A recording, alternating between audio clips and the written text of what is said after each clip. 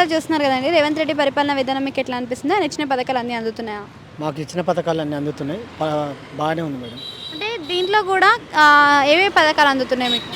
మాకు ఇప్పుడు రైస్ అందుతున్నాయి, సన్నబియ్యం వస్తున్నాయి. ఆల్రెడీ నేను రైతు బంధు తీసుకున్నాను, ఫ్రీ బస్ ప్రయాణం చేసుకుంటున్నాము, సిలిండర్ది, ఉచిత విద్యుత్ మాకైతే ఇవి ఆల్రెడీ రన్నింగ్లో ఉన్నాయి మేడం.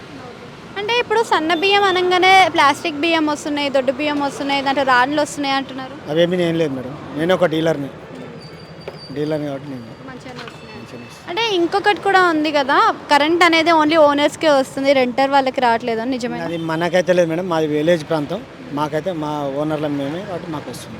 రైతు రుణమాఫీ జరిగిందా మీకు? జరిగింది మేడం. ఎంత జరిగింది? నాకు ₹1,00,000 జరిగింది. రైతు బంధు ఎంత వచ్చిందండి? నాకు 5 acres మేడం, 30,000 వచ్చింది. అంటే 5 acresకి లిమిట్ అని అన్నారు కదా, మరి అలా పెడితే మరి బాగుంటుంది అంటారా? ఇబ్బంది అవుతుంది మేడం అది అలా పెడితే. ఎందుకని? అది ఎందుకంటే చిన్న సన్నకారు రైతుల వరకు ఏం కాదు, పెద్దవాళ్ళకంటే అది పక్కకు పెట్టండి. చిన్న సన్నకారు రైతులు ఇబ్బంది పడతారు మేడం, ఎందుకంటే 5 years బిలో ఉన్న వాళ్ళే ఎక్కువ ఉన్నారు.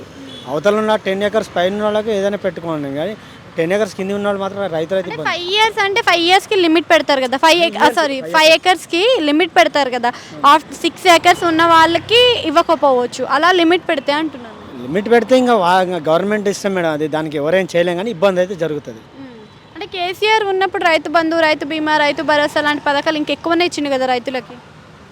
అక్కడ కూడా మేము పొందినాం మేడం, లబ్ధి అయితే పొందినాం మేడం. అక్కడైనా లబ్ధి పొంది ఇక్కడైనా లబ్ధి పొందుతున్నాం.